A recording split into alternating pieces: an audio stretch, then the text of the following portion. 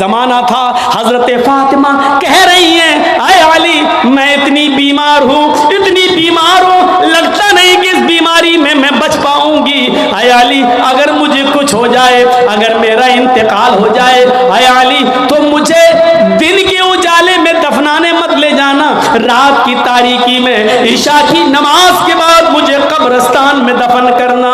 हजरत अली ने कहा, अरे फातिमा ऐसा क्यों कह रही हो? अगर तुम्हारा इंतकाल सुबह फजर के बाद हो तो क्या ईशा तक हम तुम्हारे जनाजे को रखेंगे, मिट्टी को रखेंगे? तुम्हारे बाप का, तुम्हारे अब्बू का फरमान है कि मैयत को जल्दी कब्रिस्तान ले जाओ, फिर मैं लेट कैसे करूं? फरमाती हैं, आए अली, आए मेरे प्यारे शौहर, मुझे रात में ही ले जाना, मेरी बात को गिरा बांधो, मेरी बात को मजबूती से पकड़ लो, मेरी वसीयत को याद रखना, चाहे मेरा इंतकाल कभी भी हो, लेकिन मुझे ईशा के बाद दफनाना, मुझे दिन के उजाले में कब्रिस्तान न ले जाना। आए अली मैं नहीं चाहती हूँ कि मेरे मुर्दा जिस्म पर पड़े हुए कफन पर भी किसी गैर मर्द की नजर पड़े, मैं अपने कफन पर भी किसी गैर मर्द की नजर नहीं पड़ने देना चाहती हूँ। आए अली मुझे रात में ले जाना, दिन के उजाले में नहीं, मैं नहीं चाहती कि मेरे कफन पर भी किसी गैर मर्द की नजर पड़े। मेरे भाइयों, इंतकाल के बाद निकाह जायज नहीं है, इंतकाल के बाद शादी नहीं होती है, लेकिन इंतकाल के बाद भी अपने जिस्म को तो छोड़ो, अपने कफन को भी किसी गैर मर्द को देखने की इजाजत नहीं दे रही है। यह था हजरत फातिमा का पर्दा। इस पर्दे की रोशनी में मेरी बहनों, अपने गरीबानों में झांक कर देखो, अपने गरीबानों के बटन खोलो और तलाश करो हम कहां खड़े हैं, हमारा पर्दा क्या है, हमारी इज्जत व आबरू क्या है। आज हमारे चेहरों का हरकत व नाकस देख रहा है, कल तक हमारे खूबसूरत गालों को कभी आसमान की निगाहों ने भी नहीं देखा था, चांद और सितारों ने भी नहीं देखा था, और आज जो चाहता है देख लेता है, हरकत व नाकस जिसको चाहो आज वो बड़ी आसानी से हमारी बहनों बेटियों का दीदार कर रहा है। और एक और बात, जितना अमीर बाप है, जितना अमीर बाप है, जितना भी बाप अमीर मिलेगा आपको, आप देखिएगा उसकी बेटी उतने ही कम कपड़े पहने हुए होगी। किस बात का अमीर है तू? काहे का अमीर है तू? अपनी बेटी को 5 मीटर का कपड़ा लाकर नहीं दे सकता है तो काहे का अमीर है तू?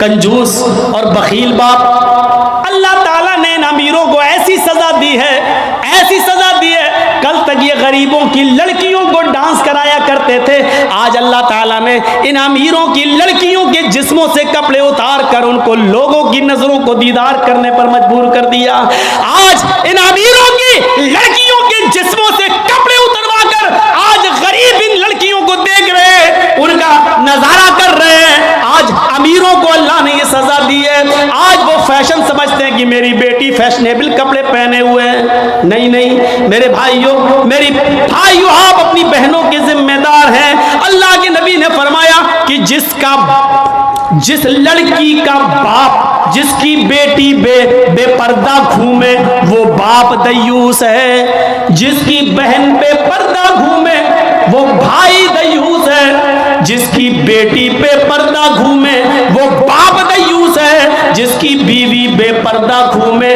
वो शौहर दयूस है। गौर करो कितनी साफ लफ्जों में, कितने साफ लफ्जों में अल्लाह के नबी ने फरमाया, जिसकी बहन बेपर्दा घूमे वो भाई दयूस, जिसकी बेटी बेपर्दा घूमे वो बाप दयूस, जिसकी बेटी बेपर्दा घूमे वो बाप दयूस, जिसकी बीवी बेपर्दा घूमे वो शौहर दयूस। अब दयूस का माना अगर हम समझ जाएं तो सारा मामला हल हो जाए। दयूस, दयूस का ये तो अरबी लफ्ज़ है ना, इसका उर्दू में तर्जमा होता है, सुनने की ताकत है, सुनेंगे? दयूस का मतलब होता है भड़ुआ।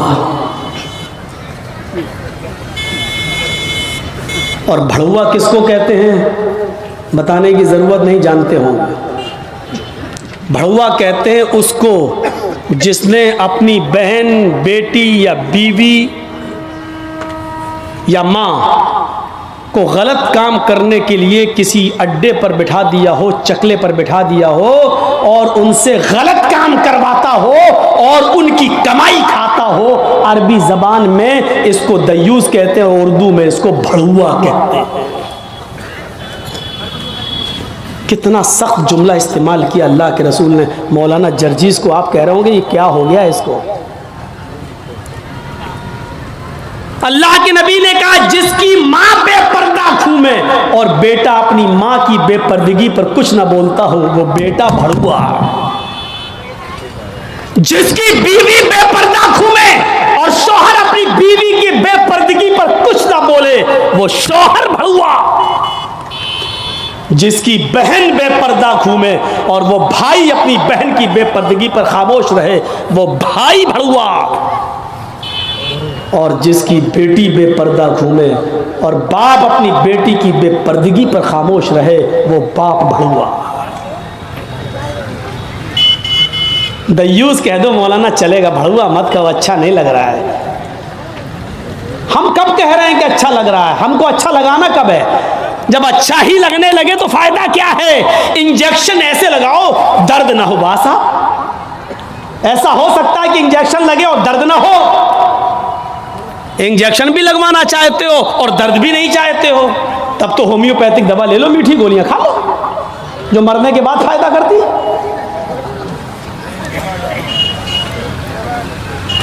होम्योपैथिक दवा के बारे में यही मशहूर है, बहुत लेट फायदा करती है, तो हमने कह दिया मरने के बाद फायदा करती है।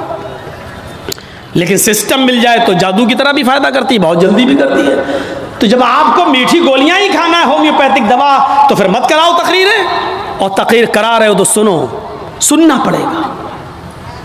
कितने लोग हैं आज जो अपनी बीवी की बेपर्दगी पर सवाल उठाते हैं? कितने ऐसे हैं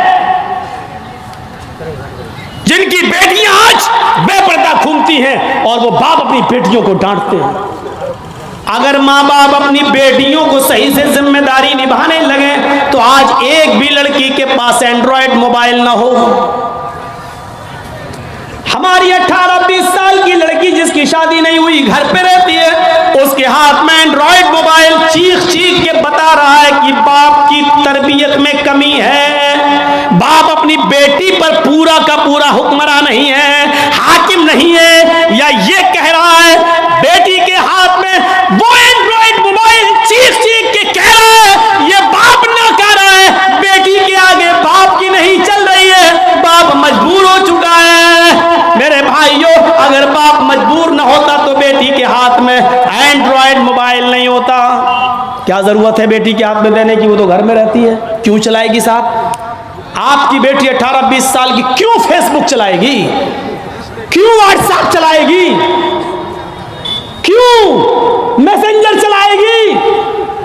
और आप कैसे अपनी बेटी को फेसबुक और मैसेंजर और व्हाट्सएप चलाने के लिए ढील दे सकते हैं?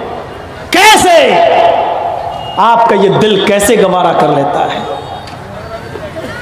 आप जिम्मेदार हैं। हमारी ये बेटियां कल बच्चों की माएं बनेंगी, शादी के बाद इनको अपने बच्चों की तरबियत करना है। माँ के कदमों के नीचे जन्नत बताई गई है, हालांकि ये कोई हदीस नहीं है, एक मकूला है, लेकिन बच्चे अपने माँ के कदमों के नीचे जन्नत कैसे ढूंढें? ये आजकल की माँ के कदमों के नीचे जन्नत है? जिसको खुद नहीं मालूम कि कदम मेरे कहाँ हैं, उसके कदमों के नीचे बच्चे जन्नत ढूंढेंगे? हमें सोचना है, हमें अपनी बेटियों की तरबियत करना है। इमाम अहमद इब्न हंबल अपनी मुस्नद के अंदर एक वाकया नकल करते हैं कि एक सहाबिया थी, उनके घर में एक बच्चा पैदा हुआ। एक सहाबिया थी, उनके घर में एक बच्चा पैदा हुआ। जब बच्चा पेशाब करता था तो पानी का लोटा उस बच्चे की शर्मगाह पे डाल देती थी। जैसी बच्चे ने पेशाब किया वो पानी लाती और शर्मगाह पे डाल देती। वो सहाबिया कहती हैं मेरा बेटा जब चलने के लायक हुआ, पहला दिन था उसका चलने का, पहला दिन था मेरे बेटे के चलने का, पहला दिन था मेरा बेटा खड़े हो गया जब चला। मेरे बेटे को जब पेशाब की जरूरत महसूस हुई तो उसने पानी का बर्तन देखना शुरू कर दिया। माँ कहती है कि मैं देख रही थी अपने बेटे को, जब भी वो पेशाब अपनी शर्मगाह पे डाल देती थी। आज देखती हूँ मेरा बेटा चल रहा है, देखती हूँ ये क्या करता है। जब बेटा पहला दिन चलने के लायक हुआ, पहला दिन था, तो बेटे ने पानी का प्याला उठाया और दोनों हाथ से पकड़कर धीरे धीरे चला और एक कोने में जाकर बैठ गया, पेशाब किया और पेशाब करने के बाद वो पानी का प्याला अपनी शर्मगाह पे डालने लगा। उसको इस्तिंजा करना नहीं आता था, उसको धोने का तमीज भी नहीं मालूम था, उसको पता ही नहीं, लेकिन वो वैसा ही कर रहा है जैसी उसकी माँ ने उसको बताया। जैसे उसकी माँ उसके साथ कर देती थी, वो पानी का प्याला उठाकर अपनी शर्मगाह पे डाल लिया और खाली प्याला लेकर अपनी माँ के पास आ गया। माँ की आंखों में आंसू आ गए, आसमान पर नजर डालकर कहती है फुज़्तु बिरब्बिल काबा, काबे के रब की कसम में कामयाब हो गई, अल्लाह की कसम में कामयाब हो गई। अपने बच्चे को जो सिखाना चाहती थी मेरे बच्चे ने वो सीख लिया।